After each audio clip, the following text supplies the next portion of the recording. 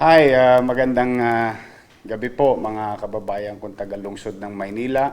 Sana po ay nasa mabuti kayong kalalagayan at malusog na pangangatawan.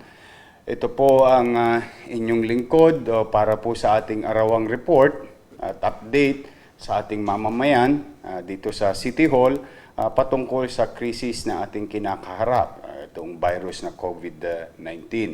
At sa ganito man lamang mga kababayan, ay lagi kayo mabigyan ng mga tamang impormasyon ng mga nagaganap, at magaganap sa lungsod ng Maynila. At sana po ay nasa kayo po ay nasa kani-kaniya ng bahay. At if I'm not asking too much, please share this live streaming to your loved ones, friends and family, no? At sa mga lahat ng kakilala ninyo para na sa ganoon ay lagi sila mabigyan at mag-guide ng mga tamang impormasyon na nangyayari sa ating lungsod ng Maynila. Then mga kababayan, let me start updating you about patients or individuals who acquired or nahawa ng COVID-19 at mga posibleng nahawa ng COVID-19. Today, mga kababayan, meron po tayong 11 na bagong confirmed cases sa lungsod ng Maynila na positive po sa COVID-19. At 379 na po ang total ng ating COVID-19 virus carrier na taga-lungsod ng Maynila. At sa listahan naman ng PUIs, dalawa na po ang basis, dala ng mga bagong guidelines na ibinibigay sa atin ng Department of Health. Meron no tayong bagong 99 na probable PUIs awaiting results. Kaya ang total po natin ay 395 na probable. At sa atin naman mga suspected PUIs, no, meron po tayong bagong 45. At ang total po natin ay 87. So nasa screen po ninyo mga kababayan yung mga kung saan area para magkaroon man lamang kayo ng CP o kopya nitoong mga areas kung saan may presence ng COVID-19 virus positive and PUIs o para naman na kayo makapag-ingat din at malaman ninyo na sa inyong komunidad ay merong positibo. Itong impormasyon na ito ay para magkaroon ng gabay ang bawat isa sa atin para sa maigting na pag-iingat, mga kababayan. And 36 na po ang gumaling sa lungsod ng Maynila. Sa Santa Ana Hospital po ay 18 na ang gumaling. At sa private hospital po ay 17 at isa naman sa San Lazaro, mga kababayan. At ang update natin sa bagong tatag tulad ng MIDCC sa Santa Ana, yung Manila Infectious Disease Control Center, meron po tayong bagong tatag na kung saan binabahay na po natin sa isang pasilidad. Yung ating Delpan Evacuation Center ay kinonvert natin as Delpan Quarantine Facility. Ano po ang ibig sabihin nun? Yung pong mga PUIs, no, ay ibinabahay natin doon, inilalayo natin sila na posibleng makahawa kung sila'y positibo.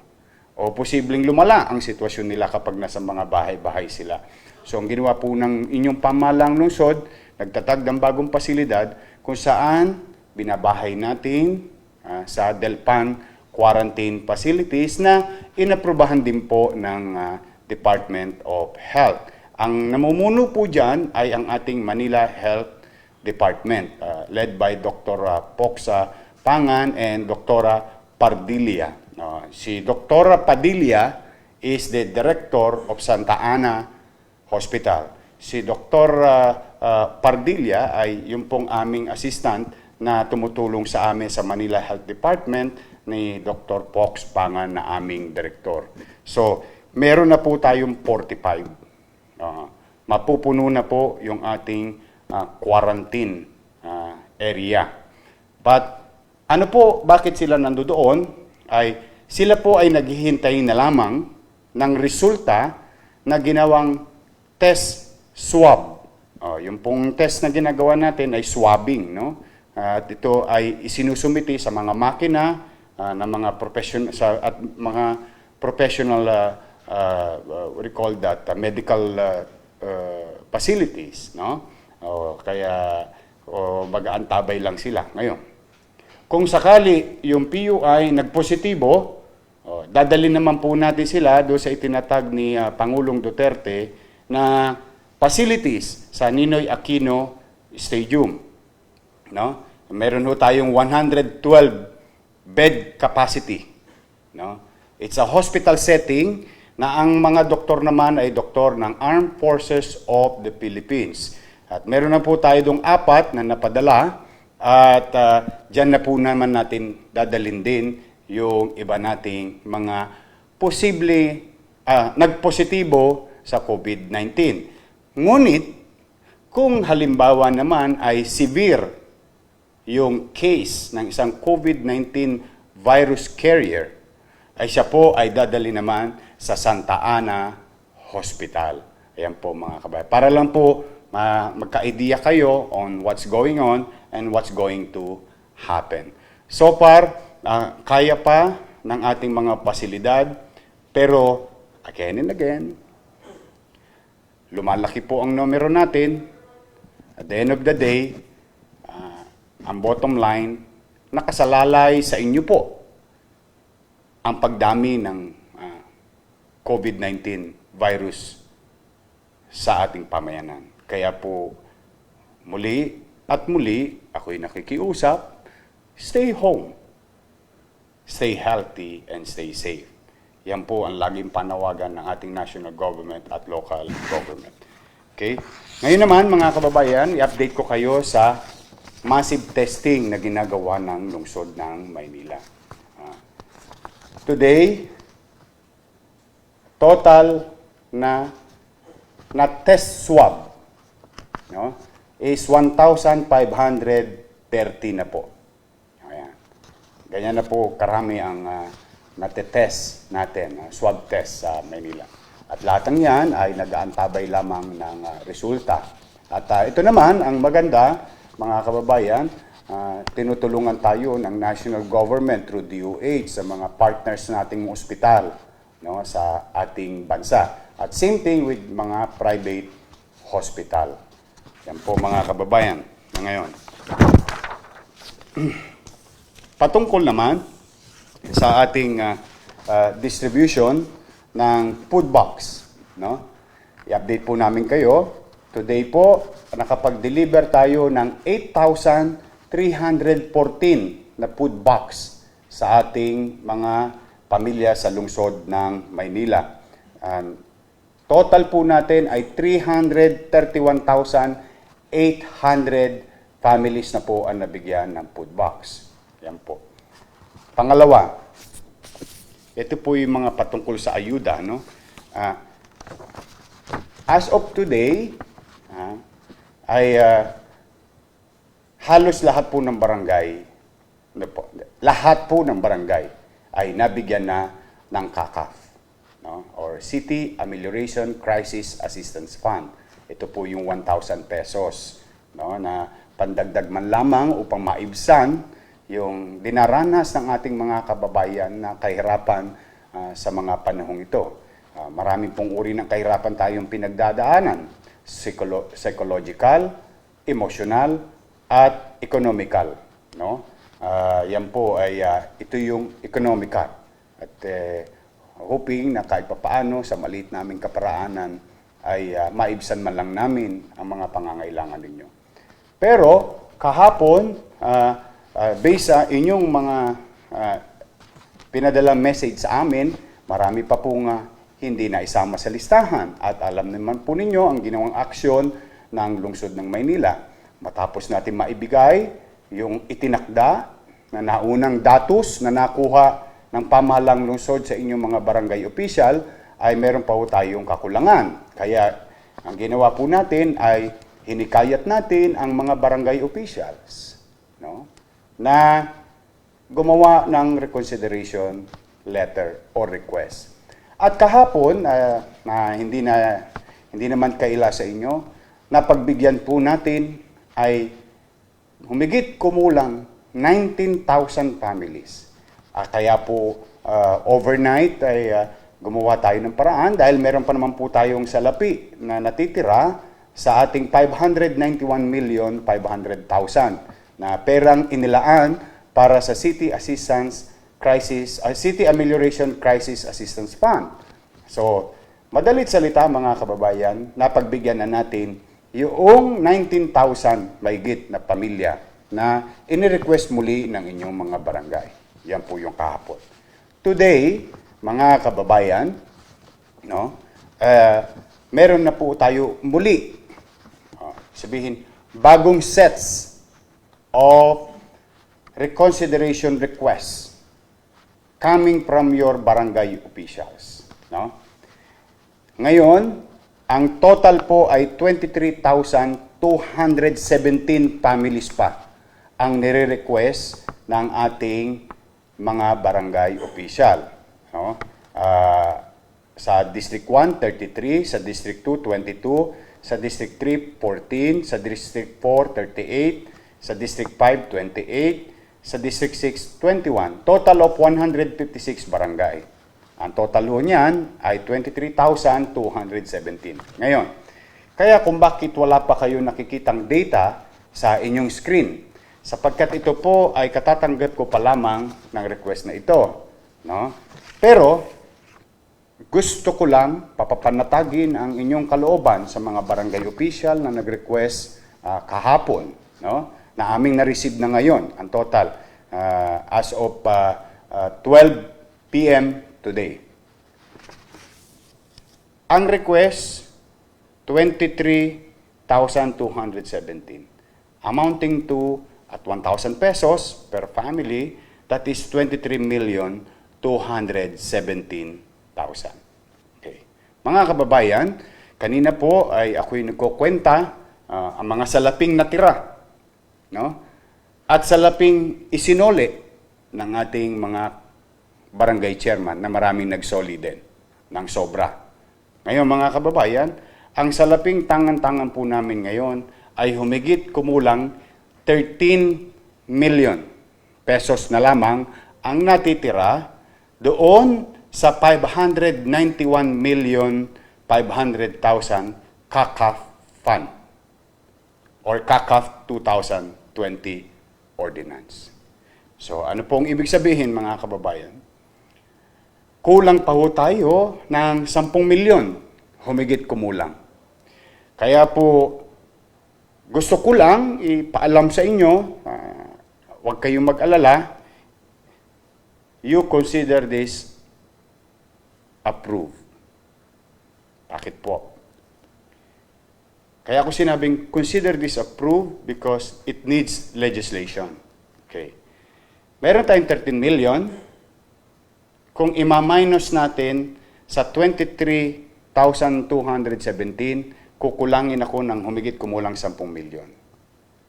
Ngayong gabi, about a few minutes ago, kausap ko po si Vice Mayor Hani Lacuna, si Majority Floor Leader Joel Chua, si ating Treasurer Jazz, si City Budget Attorney Grace Chua, at si Assistant Secretary Letlet Sarkal, at amin pong pinagpulungan. At kasama rin si Councilor Jong Isip.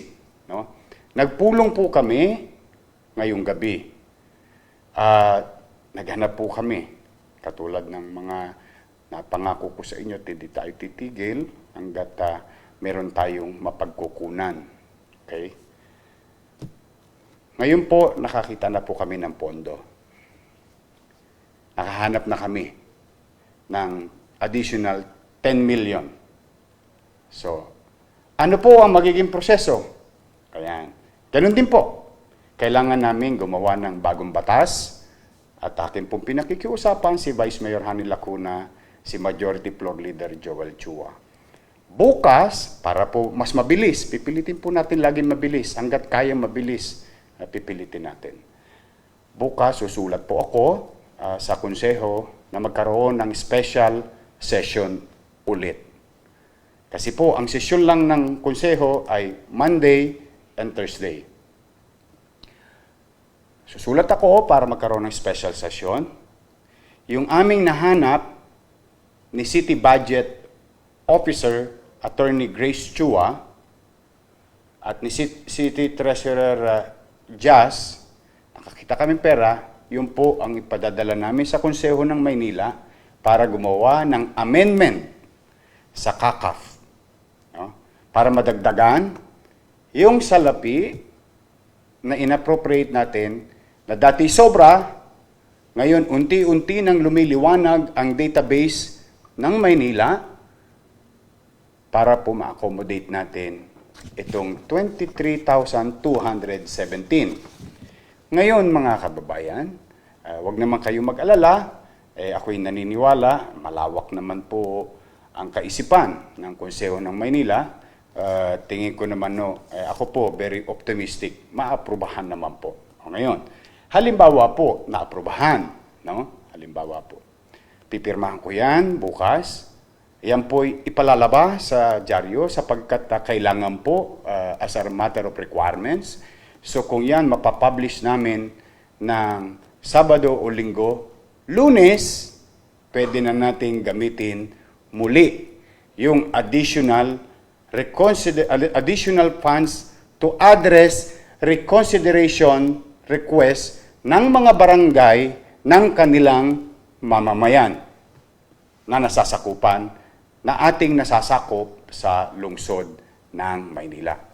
At para maging mas masinop at mas maging episyente, nagpahanap pa ako ng sobra ng konti para, kasi po itong 23,217 ay kanina lamang po itong alas 12. At baka mayroon pang mga request na darating. So, in-update ko lang po kayo, no? So, yung 13 million, nandyan na.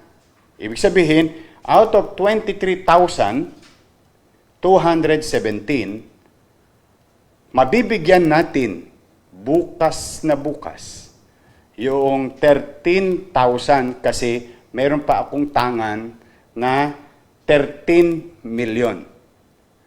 Hindi ko na ipagpapalunis pa dahil nandyan naman. Yung nakulang, may proseso. At akin namang ikinalulugod na with our team sa city government, si Vice Mayor, Councilor, Department Head, may habit din po silang hindi natutulog. Talaga po pipilitin namin pagpuyatan at maayos sa lalong madaling panahon. Kaya antabay lang antabay lang. Pero ano ang good news? To cut the long story short and the processes na ipinaliliwanag ko sa inyo, consider this approved. So tomorrow, out of 23,000, 13,000 will receive the CACAF. Ayan po mga kababayan, makisuyo lamang sa mga nanonood, ako po nakikisuyo para po hindi tayo pabalik-balik ang tanong, no? Ako po'y pinipilit kong ipaliwanag steps by step. Panoorin niyo po ng buo ito para po doon sa mga pag kayo po ay nagko-comment at may mga tanong kayo, minsan nandoon po siya sa ating inilagay. So yan po mga kababayan, okay? Pangalawa na good news. Dumating na po ang tulong ni Pangulong Duterte ulit sa lungsod ng Maynila. No? Dumating na po ang 292 million.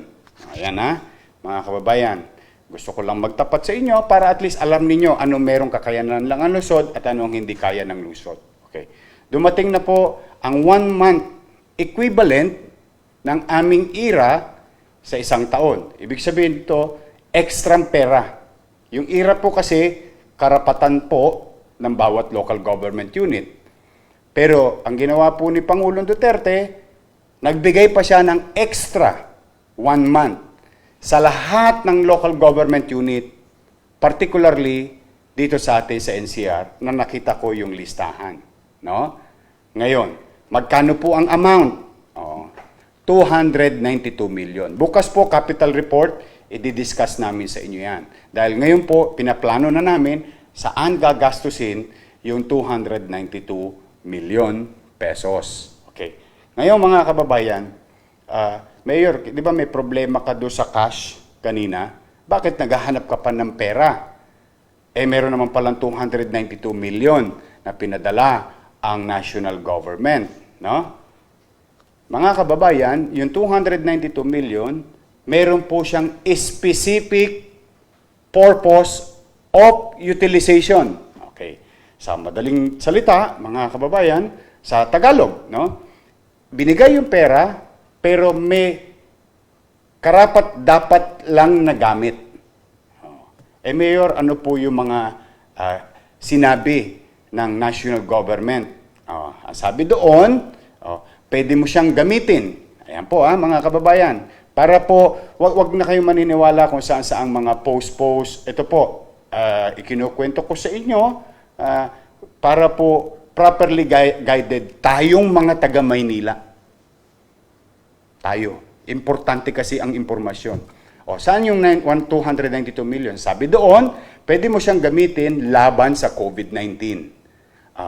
Okay. Itong krisis. Sa mga anong gamit? Gamit ng ospital, gamit ng health workers, ng mga frontliners, or any food items and vitamins and medicine supplies and equipment. Ayun maliwanag po yan, ano? Food, any supplies, equipment, medicines, anything na ginagamit ng ating mga health workers. Ayan and all other things patungkol sa COVID-19. Kaya po, para lang sa kalaman nyo, hindi ko pwedeng ipamigay yung pera na yon para tugunan yung special request o reconsideration ng mga tao. Kaya sa ibang bagay ako humanap ng pondo ng siyudad ng Maynila. Ibig sabihin, pera po ninyo. At nagawa naman po yun ng paraan. So, maliwanag po, no? Bukas sa capital report, I think tonight, still we're gonna have a meeting on what to prioritize, and I will explain it to you ano-ano ang mga bibili natin sa 292 million. Ayan, para po patungkol ito sa paglaban natin sa COVID-19. Ayan po ang to be exact is 292,690,487. Okay. Sumunod, tuloy-tuloy pa rin po ang ating ayuda sa mga na-stranded na mga estudyante sa lungsod ng Maynila na nasa kanilang mga dormitoryo, sa mga magulang ng itong mga batang ito, nasa mga taga Masbate, Marawi, Laguna, Bulacan, saan man kayo sa Pilipinas. Yung anak nyo nasa Maynila, nag-aaral na stranded, sa maliit naming kaparaanan, huwag ko kayong mag-alala. Kakalingain namin din sila bilang mga batang Maynila habang pansamantala silang naninirahan sa lungsod ng Maynila. No? Sumunod, ituloy-tuloy din po ang ating kadiwa. Non-stop po siya sa kani-kaniyang barangay. At natutuwa po tayo sapagkat palakas ng palakas po yung ating kadiwa at parami ng parami at palaki ng palaki. At pipilitin po natin yan, yung kadiwang na itatag na natin a few months ago, mas palalakasin natin ang palalakasin ngayong mga araw na ito. Mga kababayan, nang sa ganoon, mabawasan ang mga tao na kailangan pang pumunta sa palengke. Dahil yun po nagiging isang challenge natin ngayon. Palengke lang at grocery ang bukas. No? So ang tao pupunta lahat sa palengke, nakakalimutan na mag-social distancing. No? But with this is one way also to unclog yung ating mga palengke. At today, nais kong ibalita sa inyo, 18 barangay na naman ang nagsoli ng sobra nilang natanggap sa KAKA from the city government, amounting to 668. Ayan po, nasa sa inyong screen. At mamaya ipopost ulit namin sino tong mga barangay na ito, katulad ng ginawa na namin sa mga nagdaang araw.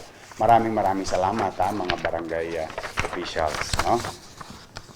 Tapos, nais kong pasalamatan si Senator Grace Poe Nagpadala po siya ng 100 sacks of rice. Ayan po si Brian po, ang anak po ni Senator Grace po. Nagpadala po sila sa ating lungsod ng 100 sacks of rice. Maraming salamat, Senator Grace po. Ayan ang mga tumulong na sa atin, Senator Pacquiao, Pangilinan, Cayetano, Grace po. O, yan na po. Tama ba ko? Senator Pacquiao. Senator Bongo, Senator Pacquiao, Senator Cayetano, Senator Grace po. Ayan, yan ang mga tumulong sa at Senator Pangilinan. O, ayan po mga nagpadala ng tulong sa lungsod ng Maynila. Okay. So maraming salamat din po kay Mr. Cesar Montano. Isa po siyang artista. Kung maalala ninyo, taga Santa Ana, Batang Maynila rin yan. At Robert Gasa of the Gama Waste Management Services, nagpadala po sila ng 500 sacks of rice. Thank you very much, Mr. Cesar Montano at Robert Gasa. Maraming salamat po sa inyo. At maraming salamat kay Stephen Wong. Nagpadala po siya ng 1,200 packs of 5 kilos na bigas. Ayan, mga kababayan. Okay. Bago ko magpatuloy sa mga pasasalamatan natin, nais ko lang ipabatid sa inyo. Mga lolo't lola ko, mga senior citizen, yung kagabing sinabi kong pinirmahan ko na 19 million plus para 13 million plus para do sa 9,120 na makakatanggap ng January, February, March na pensyon ninyo galing sa pamahalang lungsod ng Maynila ay sa aking pagkakaalam, as of the moment, habang nagkukwentuhan tayo, nakatanggap na kayo ng mga text messages na confirming na napadala na sa mga debit card ninyo ito pong senior citizen ID ninyo na Paymaya ay debit card po siya, nandito na po yung 1,500 nyo. Please, ayan, magamit nyo na. Ngayon, sa 9,120, meron pong tumalbog na 120 individual. Ano pong ibig sabihin yan? Ang mga lolo't lola ko, kaya mahalaga na yung binigay nyong cellphone number ay iingatan ninyo. Huwag ko kayo nagpapalit ng cellphone number. Kasi ibig sabihin tumalbog, hindi po active yung cellphone number na nasa inyo. Kaakibat noong card. Kaya mga lolo't lola ko, mga senior citizen, please, yung cellphone number na nakaakibat do sa card ninyo, na smart number, wag po ninyong papalitan. Kasi hindi po mapapasukan ng pera yung inyong mga debit card. Pero, okay, mag-alala, inahanap na po namin yung mga number at pangalan. Gagawa pa rin kami ng paraan. Pipilitin namin kayong hanapin yung 120. Ngayon, Mayor, paano po yung kaming mga walang card na senior citizen? Opo, ulitin ko ulit Bakit kayo walang card? Habang tayo nagdi-distribute January, February, March ng card para sa lahat ng senior citizen, habang nangyayari yun, tumama po ang krisis na ito, COVID-19. Kaya na-halt o nahinto yung pag-distribute ng card. Pero humigit kumulang 80,000 na po sana ang mabibigyan ng card na nalinis na database.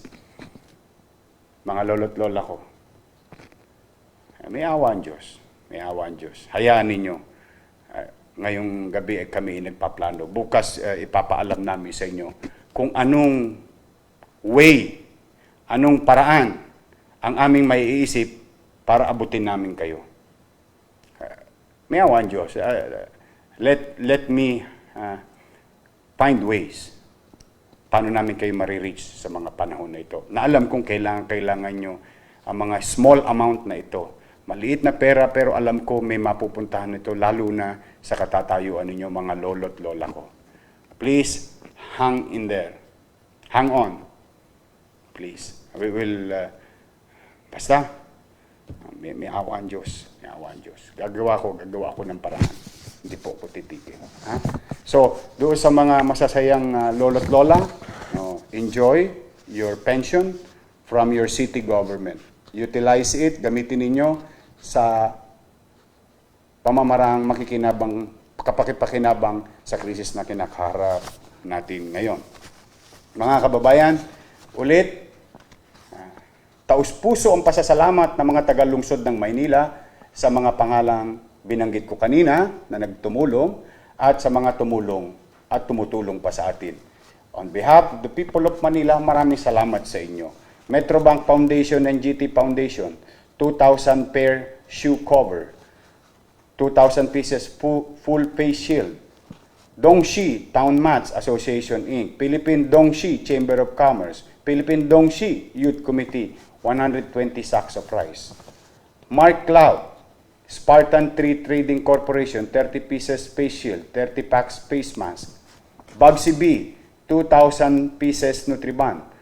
Mr. and Mrs. William Ong, 2,500 raisin buns. Philippine Baking Society, 2,000 pieces raisin buns. Tinapayan Festival, 50 boxes of pandesal. AE Proteina, 200 trays of fresh eggs. ABS-CBN Kapamilya, ulit. 11 boxes shampoo, 11 boxes breading mix, 8 boxes ketchup, 48 boxes spaghetti sauce, 8 boxes caldereta sauce, 11 boxes soy sauce, 3 boxes vinegar. At Councilor Chris Bacani, Councilor of Port District, Sampaloc, Manila, 50 pieces mattress. Liberty Food Mart, 2,500 pieces raisin buns. Gerard and Ana Tomacruz, Metropolitan Trial Court Branches 10 and 21, 10,000 pesos. Maniti Family, 100,000 pesos. Chairman Rogelio Rivera Jr., Barangay 857, Zone 93, 120,000. Thank you, Chairman Rivera. So, sa inyo po mga kababayan, by this time, nakatanggap na kayo noong mask na pinamigay natin noong isang araw pa sa inyong mga barangay, at para sa lahat ng lalabas at gagamitin ang kanilang quarantine pass ay kailangan naka-face mask kasi po may bago ng batas sa lungsod ng Maynila na pinirmahan na po natin na bawal na po ang lalabas ng hindi naka-face mask. Yan po mga kababayan, yan po ang ngayong araw na ito. Muli mga kababayan ko, mahirap ano? Talagang napakahirap. Hindi po madali. Nauunawaan ko po ang pagkainip, bugnot, iyamot, hirap na dinaranas ninyo ngayon. Alam ko po, napakahirap. But we have to do this. We have to pay the price for a better world tomorrow. And this is for our children. Para ito sa mga anak natin at sa alinlahin natin at sa susunod na henerasyon. Kaya po, hinihikayat ko kayo, patuloy kayong magsikap na sumunod at kusang disiplina na tupdin ang mga panawagan ng gobyerno. Hindi po kami titigil in our own little way na maibsan man lamang ng kaunti ang inyong dinaranas na sakripisyo. Nandito ang pamahalang lungsod ng Maynila. Kaagapay ninyo, mga kababayan. At kung hindi man kalabisan, hinihikayat ko kayo ngayong gabi, bago kayo matulog, na ipanalangin natin ang mga taong may sakit. Hagkan nawa sila ng kamay ng Panginoon Diyos na sila'y gumaling na agad. Ang mga taong nahihirapan, isama natin sa ating panalangin, na sana bigyan sila at kalooban sila ng Diyos ng kagaangan sa buhay. Lalo na yung mga taga-Delpan ngayon na nasunog kahapon. May krisis na, nasunugan pa. Patong-patong. Pero ako po'y naniniwala at patuloy na naniniwala sa Diyos na ang lahat ng ito'y mga pagsubok na kung saan ibinibigay sa atin ngayon upang mapagtibay ang ating kaisipan, damdamin sa mga darating pang araw. At isa itong pamamaraan din, marahil na ginawa ng Diyos para maipakita natin ang pagmamahal natin sa ating kapwa na baka nakalimutan na natin. Maraming dahilan. Wala tayong eksaktong alam na dahilan kung bakit nangyayari ito. But one thing is sure, isa ang siguradong eksakto, may kalaban tayo. Ang kalaban natin, COVID-19 virus. Kaya, kung di po kalabisan sa inyo, mga kababayan, patuloy tayong manalangin, sana nga matapos na itong lahat ng ito. Ipanalangin din natin ang ating mga frontliners na manatili silang ligtas. Na habang sila ay nagsasakripisyo at inalalagay nila sa alanganin ng kanilang buhay at kaligtasan, hindi nila alintana ang lahat ng iyon. Basta makapaglingkod sila sa kanilang sinumpang tungkulin base sa kanilang profesyon. Maraming salamat sa inyo mga frontliners, police, barangay, officials, and all other members of the government and our health workers, definitely. Sa mga lumisan na, mga nawala na nating mga frontliners, doctors and nurses, ipapanalangin po namin kayo at pinagpapasalamat namin sa pamilya ninyo ang inyong kabutihang loob na inyong idinulot sa ating kapwa sa pagtulong na mailigtas sa kapahamakan ang mga pasyenteng na-expose. Kaya po mga kababayan ko, ilan pa ba ang kailangan mamatay? Ilan pa ba ang kailangan magkasakit? Ilan pa ba ang kailangan mahawa? Ilang numero pa ang gusto nating marinig bago tayo makinig na delikado ang ating kalalagayan, delikado ang ating pamayanan, delikado ang ating bansa, at higit sa lahat, nalalagay sa alanganin at delikado ang ating mga mahal sa buhay sa patuloy na paglabag ng iilan nating mga kababayan sa social distancing, quarantine. Pwede natin magawa ang mga magagawa natin sa oras na pinagkakaloob sa atin ng pamahalaan na makalabas. Pero kailangan may kusa tayong disiplina. Muli, mga kababayan, sa finals tayo rin na magkikita. Dahil walang magmamalasakit sa ating mga batang Maynila, kundi tayo rin kapwa batang Maynila. At may awa ang Diyos. Sana nga, makaraos din tayo. So, magandang gabi po. Pagpalain nawa kayo ng poong may kapal. Maraming salamat po. Manila, God first. Thank you.